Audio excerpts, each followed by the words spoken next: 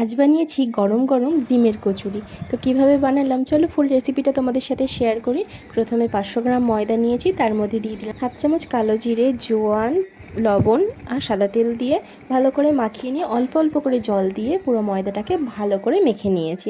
এরপর ময়দা থেকে লেচিও কেটে নেওয়া হয়ে গেছে, আর 4টে ডিম আগে থাকতে সিদ্ধ করে নেওয়া হয়েছিল, সেগুলোকেও গ্রেট করে নিয়েছি। এরপর কড়াইতে সাদা তেল দিয়ে দিলাম পেঁয়াজ কুচি, লঙ্কা কুচি, লঙ্কা গুঁড়ো, হলুদ গুঁড়ো, নুন আর একটু জিরে গুঁড়ো।